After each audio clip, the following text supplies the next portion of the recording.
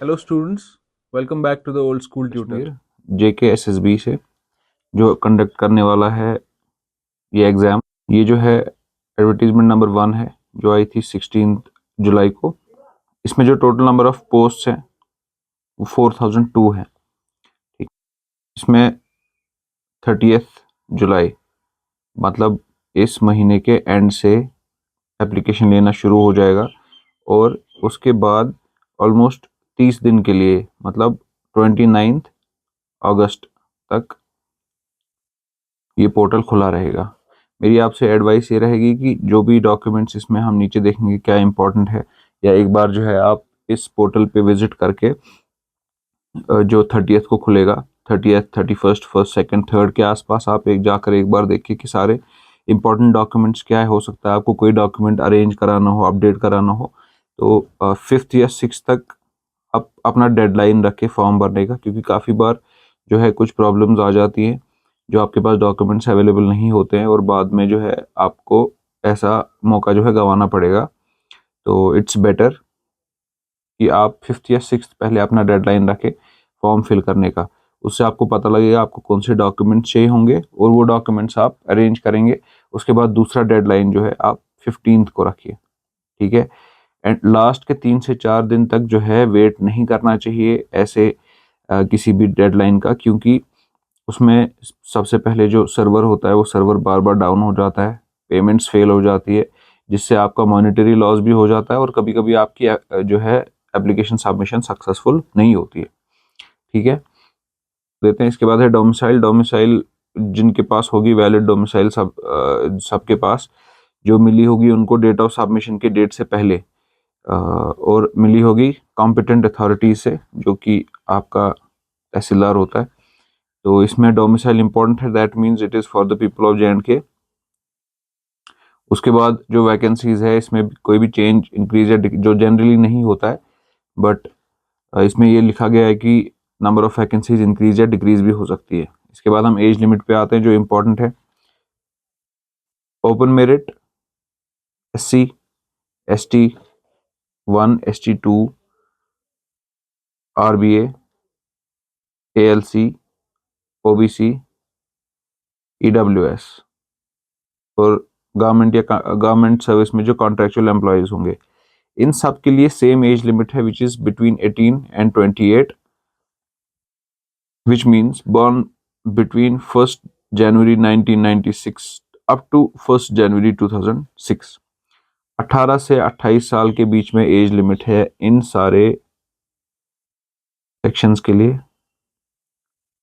और उसके बाद बच जाते हैं इन सर्विस पुलिस पर्सनल जिनकी एज लिमिट 30 साल तक है, मतलब जो 1st जनवरी 1994 से 1st जनवरी 2006 तक पैदा हुए हैं।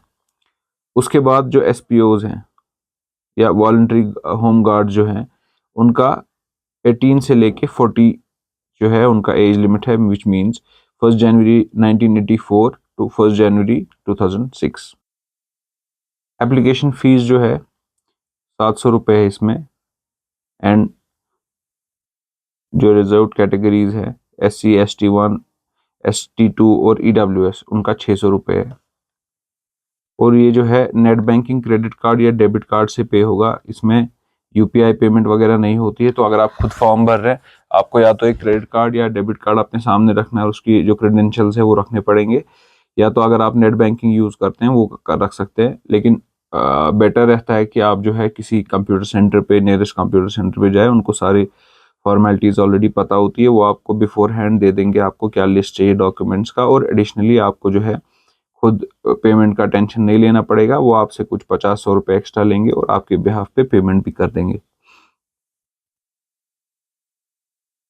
डेट ऑफ एग्जाम अभी नोटिफाई नहीं हुआ है, वो आएगा अभी है। इसके बाद स्कीम ऑफ एग्जामिनेशन, ये समझना बहुत ज़रूरी है, क्योंकि इससे पहले कुछ अलग स्कीम होती थी। पहले फिजिकल टेस्ट होता था, उसके बाद रिटन टेस्ट होता था, बट अभी जो है SI की तरह उल्टा हो गया। इसमें पहले ही रिटन एग्जामिनेशन होगा जिसमें objective type multiple choice questions होंगे, जिसको MCQ बोलते हैं, multiple choice questions will be set in English language only.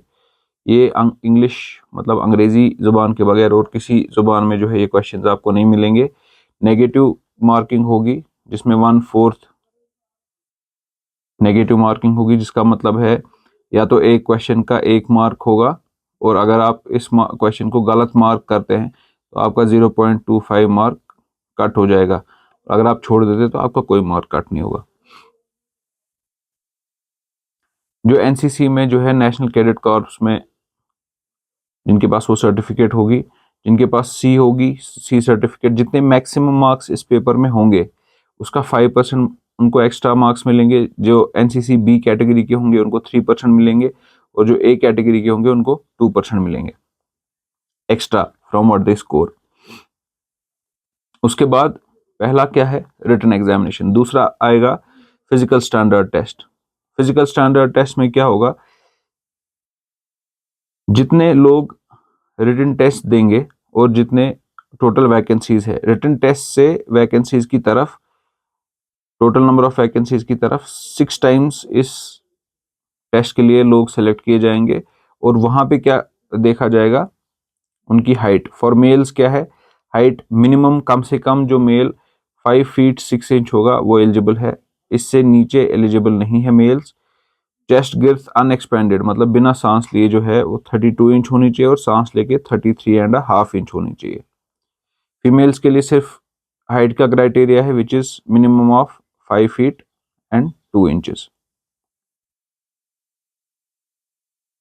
Physical standard में रिलैक्सेशन क्या है, जो गोरखा कम्युनिटी के और बॉट ट्राइब है उनके लिए 2 इंचेस दोनों कैटेगरीज में, मतलब इधर 5.4 इंचेस उनका मैक्सिमम है, सॉरी मिनिमम रिक्वायरमेंट है, और फीमेल्स में 5 फीट उनका मिनिमम रिक्वायरमेंट है।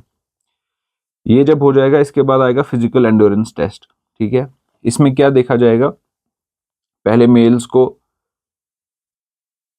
1600 मीटर की रेस जो है, 1600 मीटर कितना होता है, 1 किलोमीटर और 600 मीटर, या 1.5 किलोमीटर प्लस 100 मीटर, 1600 मीटर्स इनको 6.5 मिनट्स में कंप्लीट करके देने पड़ेंगे, वही क्वालिफाई कर पाएंगे आगे की तरफ। और पुशअप्स जो है, पुशअप्स 20 करने हैं।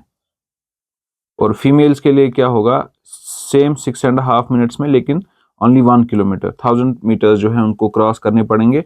और शॉर्ट पुट, जो ये एक गेम है शॉर्ट पुट जिसको बोलते हैं, उसमें क्या होता है कि आप एक इसमें 4 केजी का वजन उठाना है which you keep on your shoulder, and उसको थ्रो नहीं करना है, you have to push it, और उसको धक्का देने के बाद जो है वो 14.5 फीट तक जाना चाहिए इन 3 अटेम्प्ट्स। 3 अटेम्प्ट्स आपको मिलेंगे।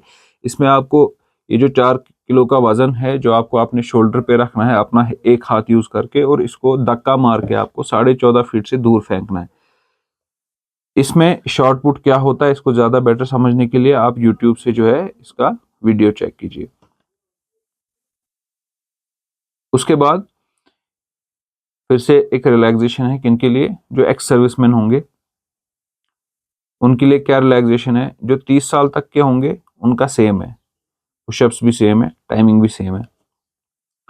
जो 30 से 40 की एज में होंगे उनके लिए 1 मिनट बढ़ जाता है सेम 1600 मीटर करने के लिए, और पुशअप्स 20 की जगह उनको 16 ही करने हैं। सेम फीमेल्स में जो है 1 मिनट बढ़ जाता है, और 12.5 फीट की जगह उनको 14.5 फीट की जगह उनको 12.5 फीट ही दूर जो है वो 4 किलो का वजन फेंकना है। और जो 40 साल से ऊपर होंगे उनके लिए और 1 मिनट बढ़ जाता है, उनके लिए 8 मिनट 8.5 मिनट में उनको 1600 मीटर करने हैं और 12 ही पुशअप करने। सिमिलरली 8.5 मिनट में जो फीमेल होंगी उनको 1000 मीटर कवर करना है, और ये जो 4 किलो का वजन है इसको 10.5 फीट ही दूर फेंकना है। सिलेबस जो है वो सेपरेटली आएगा JKSSB की वेबसाइट जो है उस पर। ठीक है, तब तक हमें वेट करना पड़ेगा। आप तब तक जो NCERTs हैं, बोर्ड की बुक्स जिनको हम बोलते हैं 11th 12th में पढ़ाते हैं, या अगर आपने बिल्कुल ही आप बहुत टाइम से टच में नहीं है तो आप जो है 11th क्लास की स्विक्स या पॉलिटी की बुक आती है वो वहाँ से आप शुरू कर सकते हैं। अगर आपको वो भी टफ लगेगी तो आप 9th क्लास से स्टार्ट कर सकते हैं जब तक कि सिलेबस आएगा। So students, this was today's class. Hope you like the class. See you in the next class. Thank you.